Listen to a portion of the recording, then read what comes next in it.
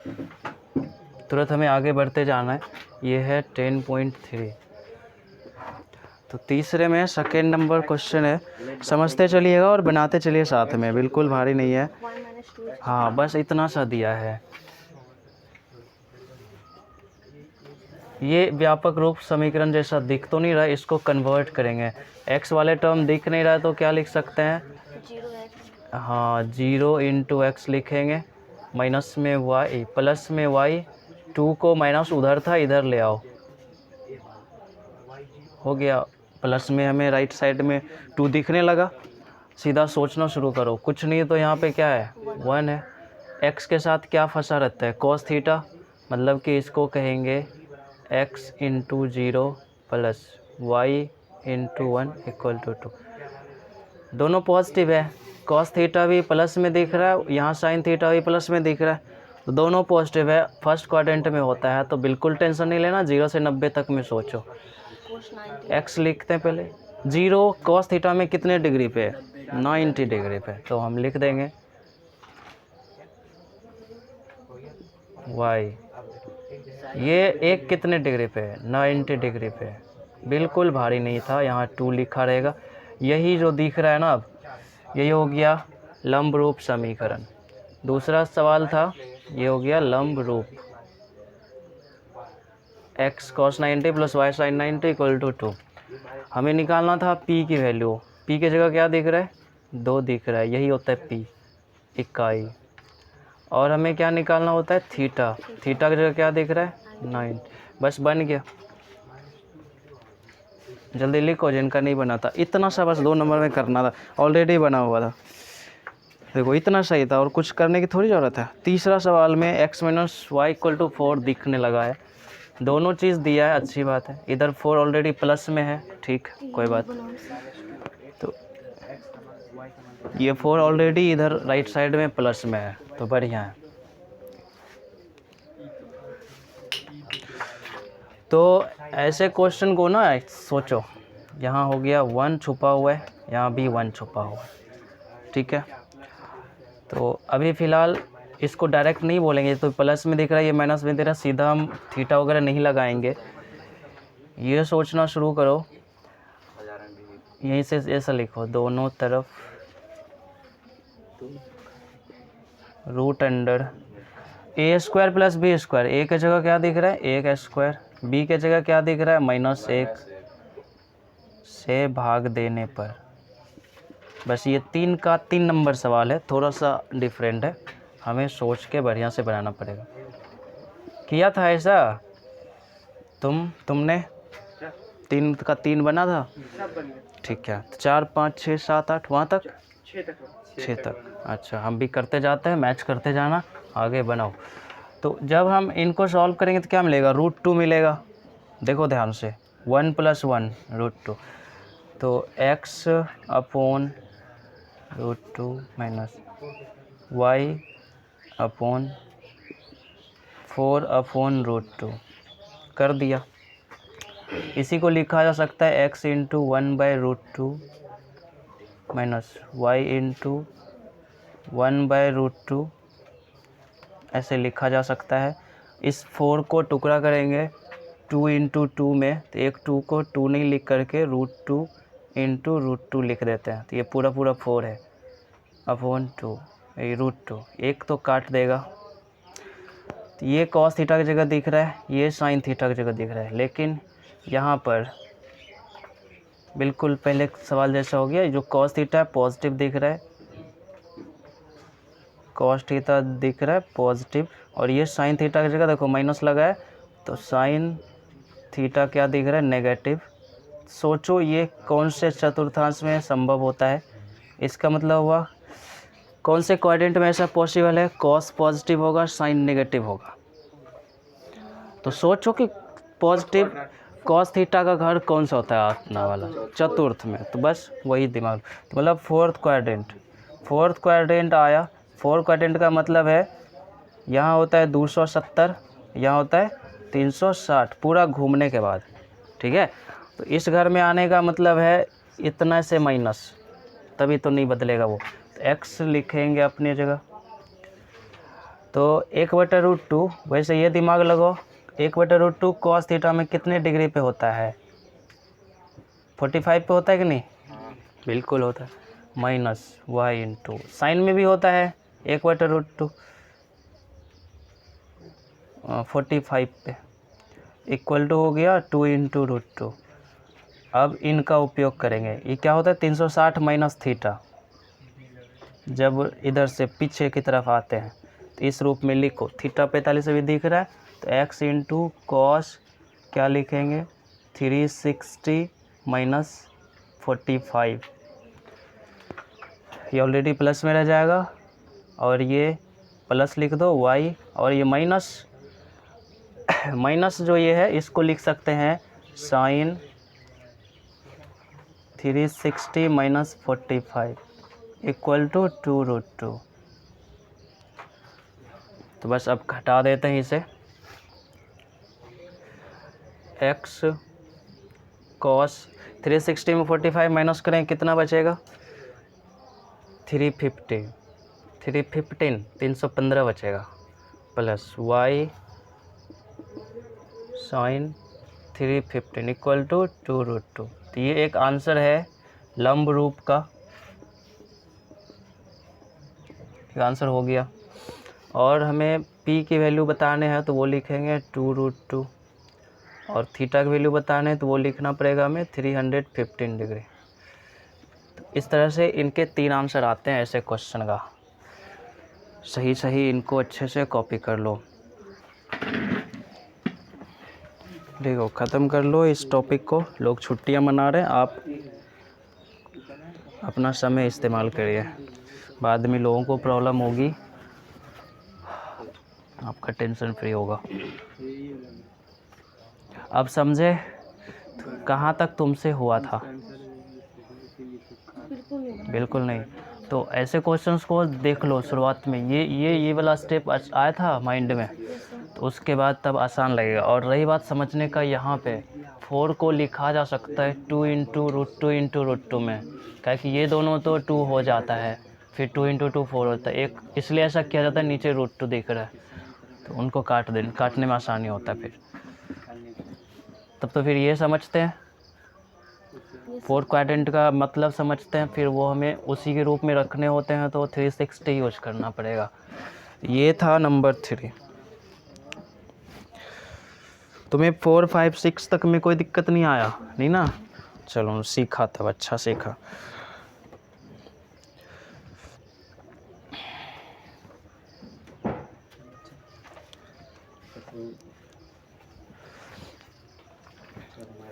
हमेशा याद रखा करो, यहाँ लास्ट में प्लस में दोनों चीज़ दिखे तो समझो तुम आंसर ला चुके हो, थीटा बराबर दिखे तब।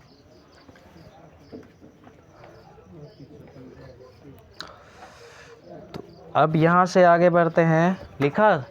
लिख दिया? नंबर 4 सवाल बना भी लिए ना। चौथा सवाल देखिए किताब में, बहुत भारी नहीं है। एक पॉइंट दिया है -1 और 1 की एक रेखा का समीकरण दिया है बगल से। तो बिंदु को P मान लीजिए, यहाँ लिख दीजिए -1, 1, ये बिंदु हो गया, ठीक है।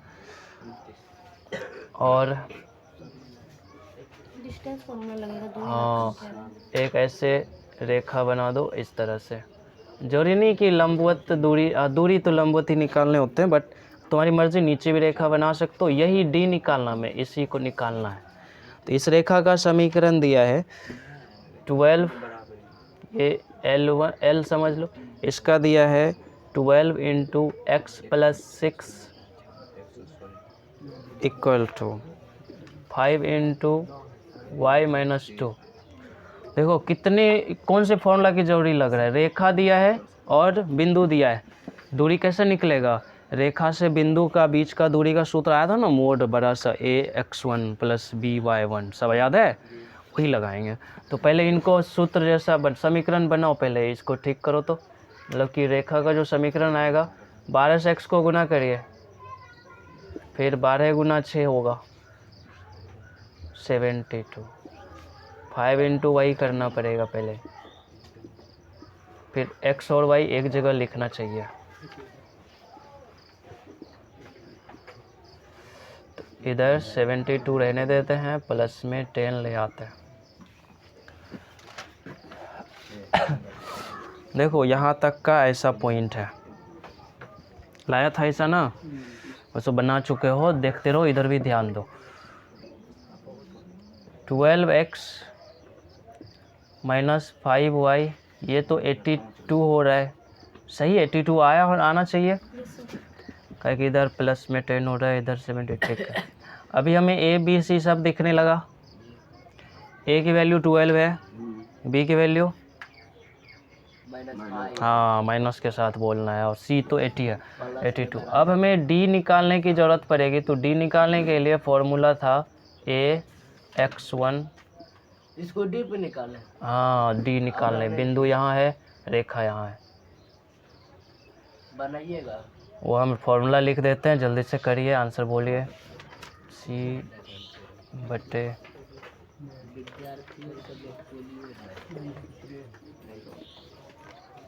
तुम लोग अपनी पढ़ाई पे ध्यान दो।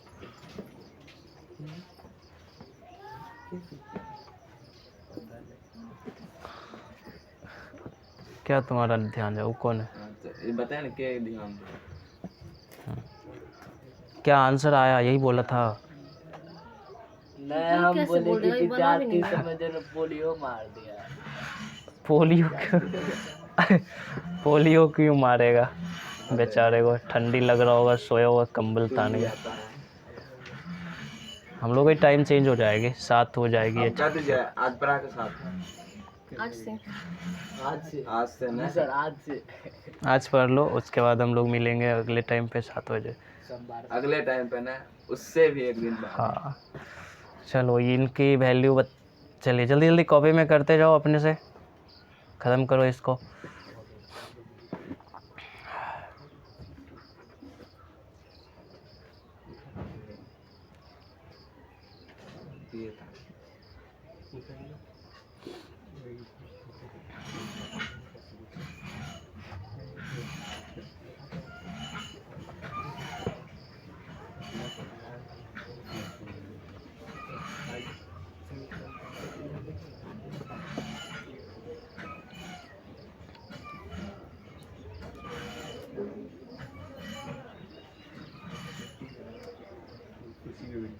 चेक करो, यहाँ तक सही था, ऐसा ही लाया था तुम।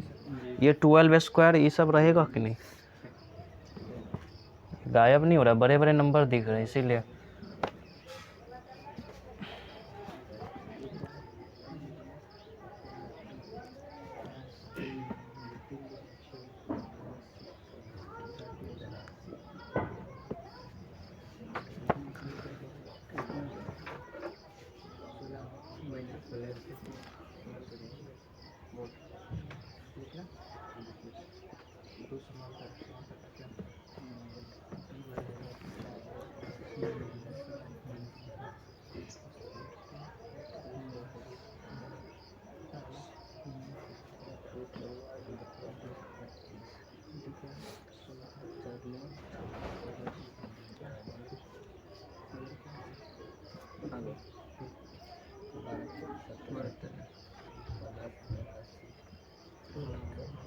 फाइव आंसर है।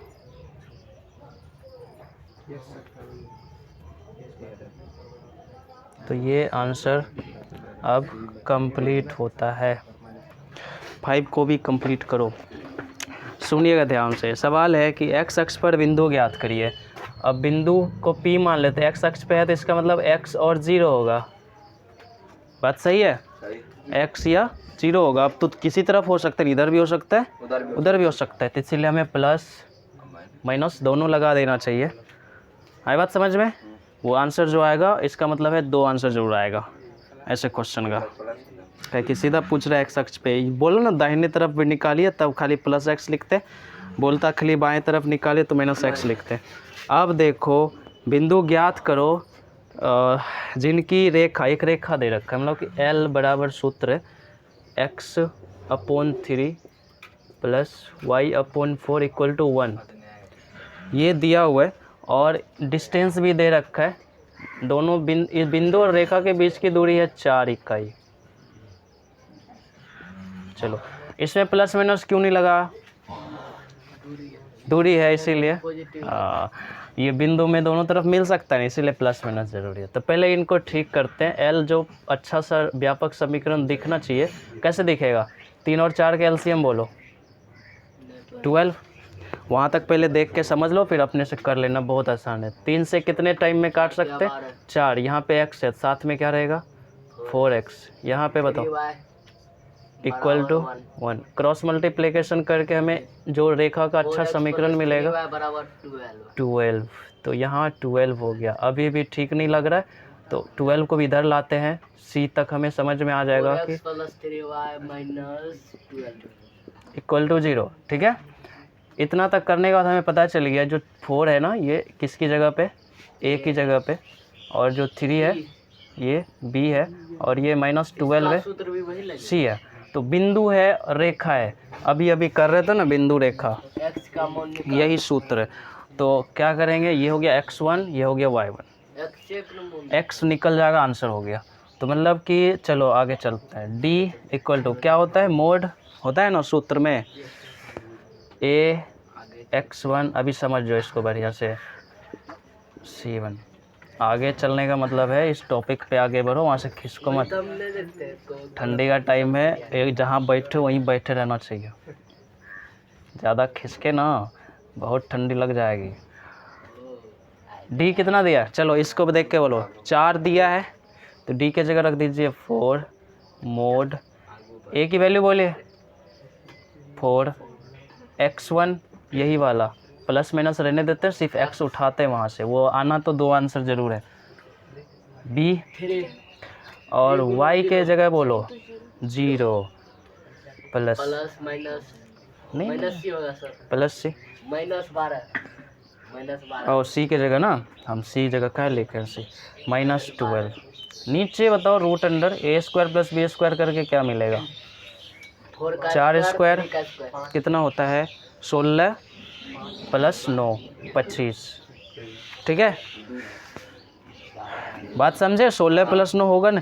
ये मोड देखो, मोड का 2 मीनिंग निकलता है, प्लस माइनस दोनों आंसर होता है। ये मोड ना 4 की तरफ जाएगा तो हो जाएगा +-4 बराबर क्या बचेगा? 4x + 3 × 0 है ये, ठीक है, 30 नहीं है ये, तो 0 हो जाएगा, -12 सीधा 4x - 12 अपॉन इसका क्या होता है? अब क्रॉस मल्टीप्लिकेशन करेंगे, 5 × 4 क्या होता है? 20 ± 20 बराबर 4x - 12 सॉरी 4। तो देखो हमारे पास क्या है, ये 12 को भी इधर करो तो +-20, ये +12 नहीं बन जाएगा बराबर 4x। अब हमारे पास 2 कंडीशन है, एक बार +20 लेंगे, -20 बस हो गया, बन गया अपने आप 2 का आंसर हो जाएगा। वैन +20 खाली लिखते हैं और +12 लिखना पड़ेगा बराबर 4x। ये कितना आया? 32। एक का आंसर होगा काट सकता है इसको, ये -8 8 निकला प्लस में, हाँ तो बिंदु क्या बनेगा? -2 बिंदु बनेगा 8 और 0, x अक्ष पे है तो x का मान 8 रख दिए बिंदु पे। अब एक और कंडीशन हम उठाएंगे यहाँ -20 लेके, बस अब लिखो जल्दी से, इतने में बन गया -20 + 12 = 4x। ये कितने होते हैं? -8। एक 2 टाइम में काट सकता है, तो -2 = x क्या पॉइंट बनेगा? चलो अब बिल्कुल बातें बंद कीजिए और जल्दी जल्दी ख़त्म करो बात। देखो बात है इसमें समांतर रेखा का, दोनों के बीच की दूरी निकालना है। केरल में सबसे अच्छा होता है। हाँ, ये अपने जगह जगह की खासियत है। ऐसा बन सकता है क्या? गए तो नहीं है, लेकिन वहाँ का फोटो देखे। बिहार में खाली वही प्रिंसिपल हाँ वही तो सेंड किए थे। देखो ये है समांतर रेखा के बीच की दूरी वाला सवाल। दूरी मतलब d मान लेते हैं, यही हमें चाहिए। तो 2 समांतर रेखा हमारे पास होने चाहिए, ये पहला सवाल है 6 का। तो L1 समझ लेते हैं और इनके इक्वेशन दे रखे हैं 15x। लिखो इनको जल्दी से, साथ में करो और ख़त्म करो। मैथ बिल्कुल नहीं बना है। ये -34 है, इसके बाद इक्वल टू में 0। ये तुम्हारे पहले लाइन के इक्वेशन है, ये वाला बना लिया था तुम सब।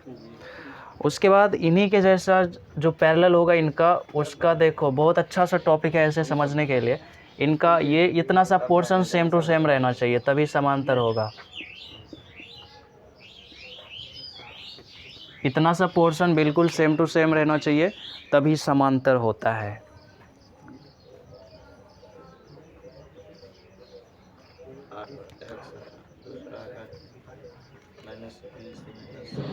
और यहाँ पे खाली चेंज होता है प्लस में 31 इक्वल टू 0।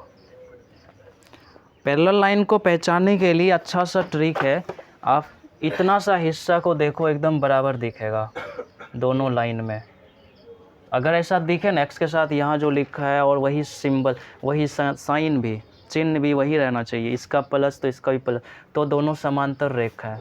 तो सिर्फ C1 C2 का डिफरेंस है। तो अब चलो सूत्र पे, दो समांतर रेखा का सूत्र हमने क्या निकाला था? C1 minus a square plus b square. तो जब भी तुम्हें दो रेखा दिया रहे ना, दोनों इस तरह से दिया रहे कि तुम्हारा जो लिखा है वही चीज़ यहाँ लिखा है लेकिन अलग अलग रेखा है, तो समझो समांतर है, वो पहचान जाएंगे। तो C1 C2 के जगह क्या लिखना चाहिए? यही है C1 माइनस 34 माइनस करना पड़ता है ना, C2 की जगह 31 है, बटे में रूट अंडर, चलो a square b plus b square, 15 का स्क्वायर 225 होता है, सही बात है। 8 का स्क्वायर 64 होता है। अब d इक्वल टू, ये देखो दोनों जुट जाएंगे, जुटेंगे ना, दोनों माइनस में है तो हो जाएगा 5 और 6 अपॉन, ये हमेशा सेम ही रहेंगे। ये हाँ ये इक्वल रहता तभी कहते हैं समांतर है। और समांतर होने का रूल है, समांतर रेखा दो लाइन दिया रहेगा इक्वेशन के तौर पे, तो उसको कहेगा कि पहचान के बताओ समांतर है कि नहीं। तो ये दोनों चीज़ को चेक करना, इक्वल दिखे, ए और बी बराबर है दोनों में, एकदम समांतर है इसका मतलब है।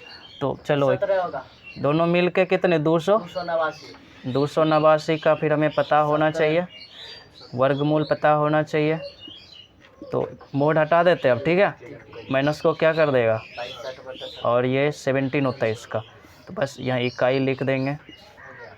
ये हो गए दो समांतर रेखा के बीच की दूरी। ये दूर बैठ जाओ, तुम तो जानबूझ के मौका दे रहे हो, टच करो तभी ना वो कर रहे। L into x plus y plus p equal to 0 ये दे रखा है। चलो जिसने बना लिया अच्छी बात है, इन सवाल को समझने की कोशिश करो, बिल्कुल अभी एक नंबर बना उसी के जैसा। ये पहली रेखा हो गई, इनको ठीक करो पहले, इनको L1 समझो, और क्या बनेगा, L से मल्टीप्लाई करो, क्या होगा LX, तो प्लस L से Y को मल्टीप्लाई करेंगे LY plus P equal to 0। उनका लक्ष्य नीट था तो उनको करके वहाँ तक पहुँचना था, उसी तरीके से पहुँच गया। सबका अपना अपना लक्ष्य होता है, बनाइए। हाँ, अब जैसे अच्छी चीज़ें कुछ उस सब में होती है तो उनको कॉपी कर लो या अपने तरीके से उनको फिर से बनाओ जो कि तुम्हें मदद मिले। उनके पास सब कुछ था, कार थी ये खुद की, तभी वो ट्रैवलिंग भी कर सकता था, तभी होता है टाइम मैनेज। जल्दी गए जल्दी आए, मस्ती भी हो गई, पढ़ाई भी हो गई। टेंशन मत लो, तुम्हें भी दिला देंगे हम, अगले दीपावली इंतज़ार करो। चलिए इनको कंप्लीट करते, ये वापस सेम है। ये क्या मतलब, रुको, माइनस आर। ये बताओ एक ही जगह पे क्या दिख रहा है L, B के जगह पे वो भी L, A के जगह पे भी L, B के जगह पे भी L, C1 के जगह पे P, C2 के जगह पे माइनस आर। तो दोनों के डिस्टेंस कैसा निकालते हैं, C1 माइनस C2 करना पड़ता है, सही बात है। P लिखेंगे पहले, एक माइनस तो फॉर्मूला करेगा, इसका माइनस दोनों मिलके क्या कर जाएगा, पॉजिटिव बन जाएगा। तो नीचे में A के स्क्वायर का क्या हो जाएगा L स्क्वायर, B के स्क्वायर फिर L स्क्वायर लिखना पड़ेगा। तो D इक्वल टू, अब क्या, ये तो ऐड भी नहीं कर सकते ना इसे, बिल्कुल अलग अलग जात के चीज़। हाँ ये देखो अंदर में कितने हो गए L स्क्वायर, 2L स्क्वायर। थोड़ा सा यहाँ पे हम और चेंज कर सकते हैं तो ज़्यादा ज़्यादा ऐसा होगा, दिखेगा। √2 बाहर निकाल लेते हैं, नहीं L स्क्वायर को हम बाहर कर लें और √2, इसी को √2L भी कहते हैं। कोई दिक्कत है अब नहीं? तो यही हमारे, अब ना तो इनसे ये आगे बढ़ेंगे, कुछ भी नहीं सोचना इसमें एक्स्ट्रा काम, यही हो गया। नंबर 7 भी अच्छा सवाल है, जल्दी से ख़त्म करते हैं। ये था 7 तक, 6 तक। 7 देखो, समांतर रेखा पहचानने का यही एक बढ़िया सा तरीका है। आप क्या चेक करोगे? दोनों की एक्स के कोऑर्डिनेट, ये कोफिशिएंट बस बराबर है तो हो गए। अभी बात करते हैं 7 का। रेखा है, इनकी लाइन की इक्वेशन है 3x। बना ये सवाल बना तुम सबसे? नहीं बना। -4y + 2 = 0। और कह रखा कि इस रेखा के समांतर है, कोई ज़रूरत नहीं, ऐसे इसमें पता नहीं चल रहा क्या नंबर हो सकता है इसका, तो इसलिए मोड रहने देता है, हटा दो या रहने दो, फ्री हो तुम, कंफर्म बताइए कौन सी का रख ही लो, क्या कि ये कांस्टेंट है नहीं। हिसाब से 1/√2 निकाल लो बाहर। हाँ, ज़्यादा से ज़्यादा हम नंबर्स को बाहर कर सकते, तो सिर्फ वही बाहर कर सकते और कुछ नहीं। वेरिएबल कुछ भी हो सकता है। तो अब देखो यहाँ पे बात क्या है, कह रखा कि इसके समांतर, इस रेखा के समांतर है। तो अभी हमने दो सवाल समांतर वाला किया। समांतर वाले में क्या होता है, यहाँ तक बिल्कुल सेम रहता है ना। तो दूसरे वाले जो होंगे क्या होंगे, इसके जैसा यहाँ तक बिल्कुल सेम होगा। यहाँ पे कुछ मान लो C2 = 0, बस। समांतर होने के कारण यहाँ तक बिल्कुल सेम होगा A और B के वैल्यू, और इस जगह पे हम क्या मान लेंगे, C2। और ये जो रेखा है किसी पॉइंट से पास भी कर रहे हैं, वो पॉइंट है -2 और 3, इससे वो पास भी कर रहे हैं, समझे बात को? तो इन्हीं पॉइंट का यूज करेंगे हम लोग।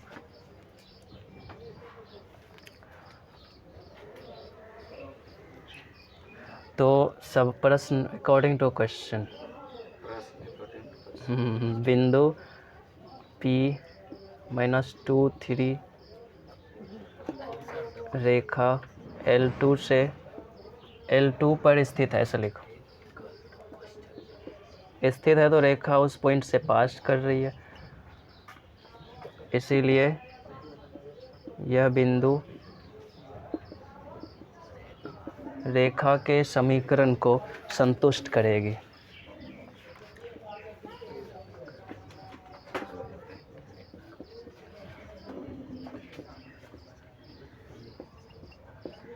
सेटिस्फाइड कर देगी, ठीक है, संतुष्ट करेगी।